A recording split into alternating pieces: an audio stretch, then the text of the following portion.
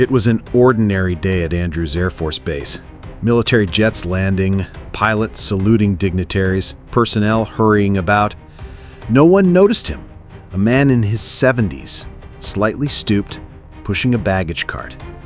Until newly assigned F-16 pilot Captain Mitchell stepped off his plane and noticed the medal on the old man's collar.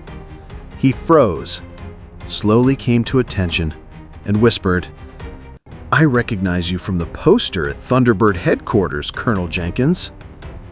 Before we begin, share where you're watching from in the comments. And if you believe stories like this need to be remembered, subscribe and support us. Andrews Air Force Base, just outside Washington, D.C., was waking to a bright April morning. In the control tower at the edge of the runway, the day's routine had begun. Takeoffs, landings, VIP transfers. "Air Force One returning at 1400 hours. Protocol team, stand by," echoed over the radio.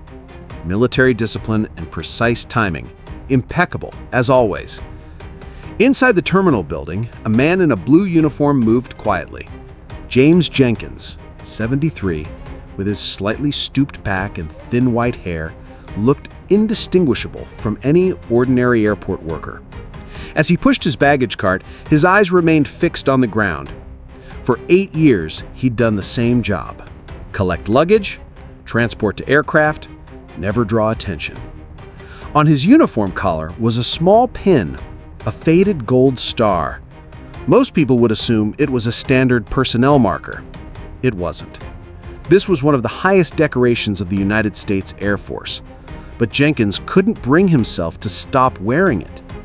Small, inconspicuous, the last remnant of his past.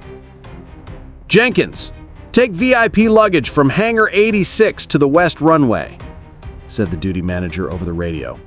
"Understood," Jenkins replied, his voice carrying no special tone. He turned his cart and began moving toward the west runway. That morning, Andrews Base was hosting a special event. The Air Force's elite aerobatic team, the Thunderbirds, had arrived for a special demonstration. 5 F-16 fighter jets had landed in perfect formation.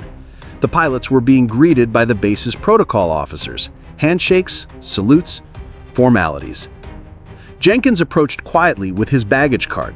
His job was simple: transport the pilot's personal belongings to the VIP terminal building. Head bowed, doing his routine work. Captain Michael Mitchell, 32, was the youngest pilot on the Thunderbird squad. He had joined the elite squad 6 months ago, fulfilling his dream. Mitchell had exited his aircraft, removed his helmet, and was joking with his teammates.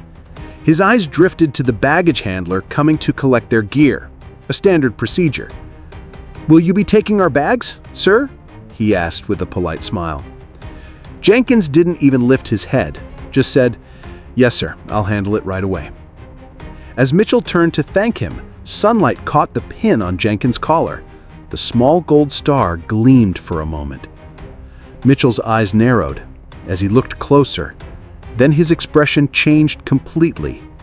Shock, recognition, disbelief. Is that a Distinguished Service Cross?" he asked, his voice dropping almost to a whisper. Jenkins froze. No one had addressed him by that name in 8 years. For 8 years, he had been just Mr. Jenkins or "Hey you." Slowly, he raised his head to look at the young pilot's face. Mitchell's expression was transforming from shock to reverence. "I recognize you from the poster at Thunderbird headquarters, Colonel Jenkins. We also studied your operations in our tactical flight class at the Air Force Academy." Jenkins' expression remained unchanged, but something stirred in his eyes. A long-suppressed memory, perhaps a fragment of pride. Mitchell suddenly snapped to attention, offering a formal military salute. "Captain Michael Mitchell, sir. It's an honor to meet you." Jenkins looked around, uncomfortable. Several senior officers and other Thunderbird pilots were now looking at them with curious expressions. "At ease, Captain," he said quietly. "I'm just a baggage handler now." but Mitchell held his salute. "No, sir. You're a combat pilot who completed 116 missions in Korea and Vietnam. You're one of the best F-4 Phantom pilots ever, and you led the Thunderbirds from 1974 to 1977. Jenkins sighed. His past had caught up with him. "Thank you, Captain. Now, would you allow me to take your luggage?" But it was too late. Other Thunderbird pilots had begun approaching, having heard Mitchell's voice. Team leader Colonel Thompson came over. "What's the issue, Mitchell?" Mitchell was still excited. "Colonel, this is Colonel James Jenkins, the Ghost, one of the Thunderbird's leaders from the 70s. Thompson's eyebrows rose. He too looked more carefully at Jenkins. "Colonel Jenkins? The legend from the 1975 Paris Air Show? Impossible. You work here?" Jenkins let go of the cart, straightened up. After 8 years of anonymity, there was no escape now. "Yes, Colonel Thompson. I've been moving luggage here for 8 years. "But why?" Mitchell asked, his voice filled with bewilderment and almost sadness. Jenkins was silent for a long moment before answering. "Because I wanted to be near the aircraft. Just near them." These words touched all the pilots' hearts. They all understood. For a pilot, flying wasn't just a job. It was a passion, a way of life. And for a pilot who could no longer fly, being near aircraft was the only way to still belong to that world. "Sir," said Mitchell, "why don't you join us? We're having a briefing today, then attending a reception." "No, thank you, Captain, but my job is here." Colonel Thompson stepped forward. "Colonel Jenkins, this is not a request, it's an order. You're an important part of Thunderbird's history. Today's demonstration will be in your honor." As Jenkins prepared to protest, a group of senior officers was approaching from the terminal building. In front walked General Wallace, the Andrews Base commander. He had come to greet the Thunderbirds team. "Colonel Thompson, welcome," said the general, shaking hands. Then his gaze turned to Jenkins, and he paused for a moment. "This is..." Thompson immediately explained. "General Wallace, meet Colonel James Jenkins. He led the Thunderbirds in the 70s. The general's eyes widened in surprise. "Colonel Jenkins? The Ghost?" Then he looked at the name tag and modest pin on Jenkins' uniform. "You're part of our staff?" "For 8 years, sir." General Wallace's face filled with complex emotions. Shock, surprise, and perhaps a bit of embarrassment. "Why wasn't I told?" Jenkins smiled slightly. "Because I didn't tell anyone, sir. I just applied for a job. No one thought they were looking for a former Thunderbird pilot." There was a silence. Then the general decisively said, "This is unacceptable. Colonel Jenkins, as of today, your assignment has changed. You are now the Thunderbird's historical and training advisor." Jenkins tried to object, but the general stopped him. "That's an order, Colonel, and a long overdue one." The general turned to Thompson. "Colonel Thompson, please incorporate Jenkins into your team. Benefit from his experience." "With pleasure, sir." Thompson smiled. As the group began walking toward the VIP terminal, Mitchell remained at Jenkins' side, almost like a fan. "Colonel Jenkins," said the young pilot, "would you tell us how you did that 360-degree maneuver in the F-4 Phantom? The videos we watched at the Academy were incredible." A spark appeared in Jenkins' eyes that hadn't been there for a long time. "Actually, it was a 420-degree maneuver, Captain, and the secret is applying torque at exactly the right moment." By midday, in the Andrews Base briefing room, 5 Thunderbird pilots and senior officers had gathered around Jenkins. He was drawing complex flight paths with his finger on an old map. At this point, if you keep the sun behind you, you create a perfect visual effect for the spectators. We did this in Paris in 1976, and the crowd gave us a standing ovation.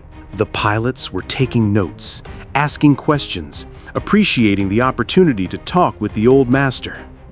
Jenkins' posture was no longer stooped.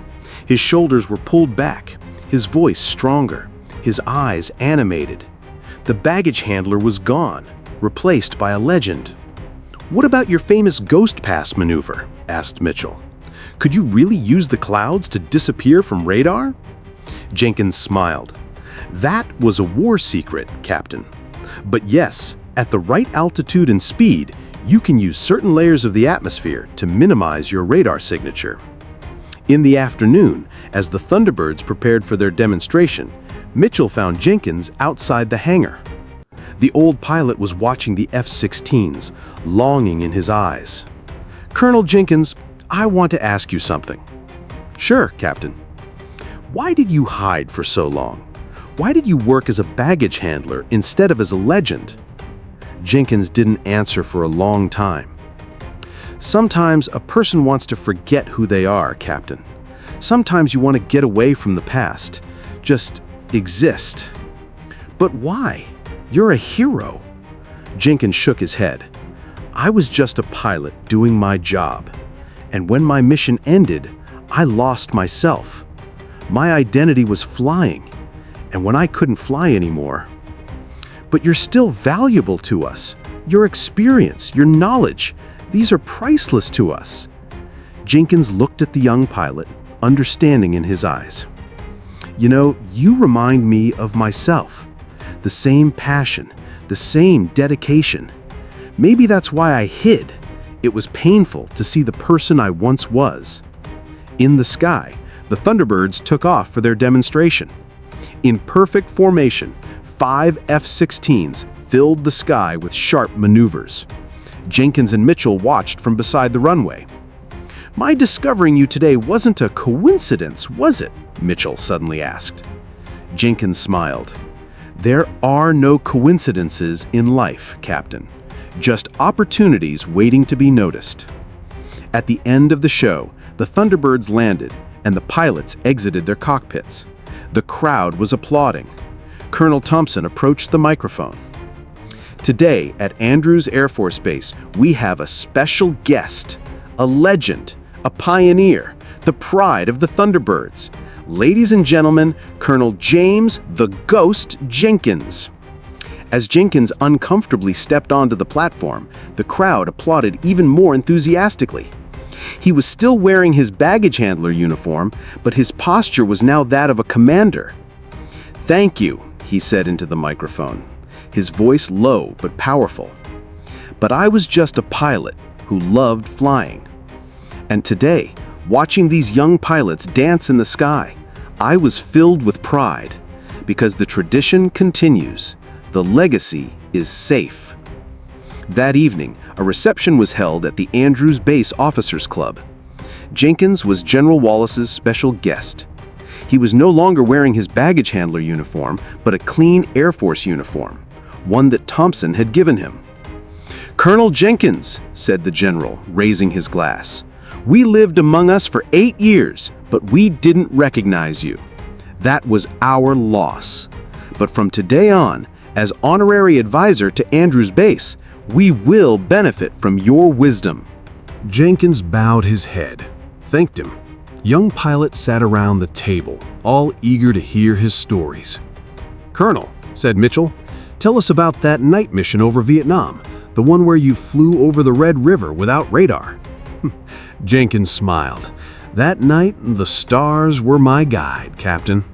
And sometimes, stars are all you need to show you the right path." Hours passed, stories were shared. Late in the evening, Mitchell escorted Jenkins to his room. "Colonel Jenkins," said the young pilot, "today was one of the most important days of my life. Meeting you was like a dream." Jenkins stopped, looked at the young pilot. "No, Captain Mitchell. Today was like a dream for me. You reminded me who I am." He put his hand on Mitchell's shoulder. "Sometimes we forget who we are, and sometimes a stranger needs to remind us." The next morning, in the baggage section of Andrews Base, a newly arrived worker asked in surprise, "Where is Mr. Jenkins? He's always the first to arrive." The supervisor smiled. "He doesn't work here anymore. He went back to his real job." "What was his real job?" The supervisor turned to the window, pointed to the sky, reaching for the stars. At the same moment, in the Andrews Base pilot briefing room, Colonel Jenkins was giving tactical training to a group of young pilots. He was no longer wearing a baggage handler uniform, but the uniform of a retired Air Force colonel, the small gold star on his collar now proudly shining. Sometimes the greatest heroes live quietly among us. Sometimes those who once conquered the skies walk humbly on the earth. And sometimes all it takes to notice them is being in the right place at the right time. Now I ask you, have you ever met someone like James Jenkins? Have you ever encountered someone who seemed ordinary but had an extraordinary past? Share in the comments, and remember, sometimes the greatest heroes are the quietest ones. Thank you for watching. If this story touched you, subscribe, share, and help us keep these voices alive. We'll see you in the next one.